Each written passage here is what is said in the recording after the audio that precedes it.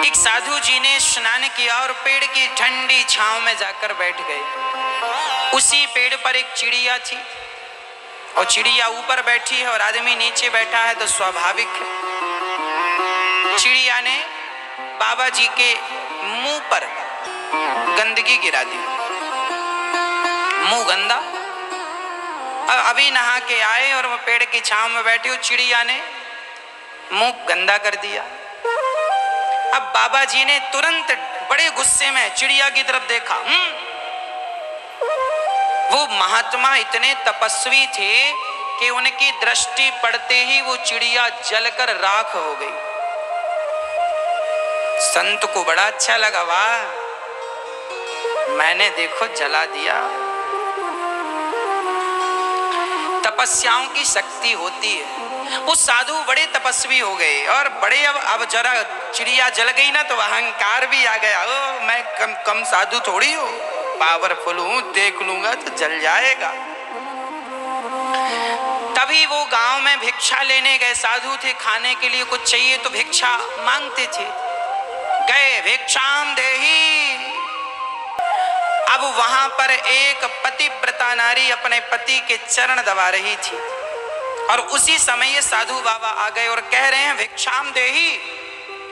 अब वो अंदर से कह रही है, महात्मा जी जरा थोड़ी देर में मैं आई, आप इंतजार कर लीजिए। अब बाबा जी, हमें इंतजार का कह रही हो, जानती नहीं हो हम कौन है? थोड़ी देर बाद फिर आवाज लगाई, भिक्षाम देही। उस पतिव्रता नारी ने कहा, महाराज जरा इंतजार कर लीजिए। अब तो बाबा जी आग बबूला हो गए। उनको लगा इसे भी देखूंगा, ये भी जल जाएगी। खड़े रहे, इसे मजा चखाता हूं, मुझे इंतजार करा रही है, आने दो। थोड़ी देर बाद पत्नी आई, महाराज जी बताइए मैं आपकी क्या सेवा करूं? जानती नहीं है एक संत को इतना इंतजार कराना चाहिए, मैं कौन हूं? घूरने लगे। उस स्त्री ने कहा, महाराज मैं कोई चिड़िया नहीं हूं जो आपके देखने से जल जाऊं। अब बाबा जी चक्कर में पड़ गए, हे भगवान, जंगल में तो ये बात केवल मैं ही जान रहा था, अभी तो अखबार में भी नहीं छपा, कोई न्यूज भी नहीं आई इसकी, कोई रिपोर्टर नहीं था। अब बाबा जी को लगा इसे कैसे पता? तब बाबा जी उसके ज्ञान के कायल हो गए। हाथ जोड़ के, देवी तुम बता दो कि तुम्हें इतनी शक्ति कहां से मिल गई? आप इतनी शक्तिशाली कैसे कि मेरे साथ जो अभी घटना घटी वो आप घर बैठे जान गई? ऐसा कौन सा आपके पास बल है, कौन सी ताकत है, क्या है आपके? उस महिला ने कहा, महाराज मैं अपने पति की सच्चे मन से सेवा करती हूँ, यही मेरी सबसे बड़ी ताकत है। मैं जो काम करती हूँ और मैं आपसे कह दूं जो काम किया करो ईमानदारी से, समर्पण भाव से किया करो, वही काम आपकी भक्ति बन जाएगा और वही आपकी सबसे बड़ी ताकत बन जाएगा। उसने कहा, मैं पति की सेवा करती हूँ और आपको ज्यादा डिटेल में जाना है तो मेरे गुरुजी के पास चले जाओ, पता कागज में लिखकर दे दिया। गए, वहां जब पते पर गए तो वहां एक कसाई की दुकान थी। वह पता उस महात्मा को कसाई की दुकान में लेकर गया, जो तराजू में रख रख के मांस तौल तौल के बेच रहा था। महात्मा जी बोले, राम राम, मैं तो ठहरा ब्राह्मण और ये ठहरा कसाई, इससे मैं क्या ज्ञान लूं? वापस जाने लगे। तब कसाई ने आवाज लगाई, अच्छा फलानी ने भेजा है मेरे पास। आए और जाने लगे। अब वो बाबा जी और चक्कर में पड़ गए, इस कसाई को कैसे पता कि मैं उससे मिलके आया हूं? अब तुरंत आए, कसाई ने अपना कपड़ा बदला और उनके माता पिता बैठे थे, उनके चरणों को दबाने लगे। तो ये महात्मा जी ने हाथ जोड़कर पूछा, ये बताओ कि आपको इतना ज्ञान कहां से आया कि आप कसाई का काम कर रहे हैं, मांस बेच रहे हैं? और आप इतने ज्ञानी हैं तो ये मांस क्यों बेच रहे हैं? कसाई ने कहा, देखो मैं मांस बेच रहा हूं, ये मेरी रोजी रोटी का साधन है, मैं किसी को मारता नहीं हूं।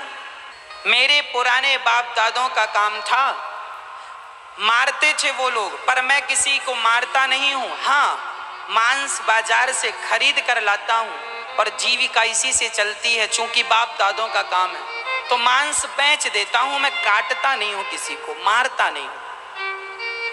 तो फिर आपको ये शक्ति कहां से आई कि आप लोगों के बारे में जान जाते हैं? कौन कहां से आया है, क्या बात करके आया?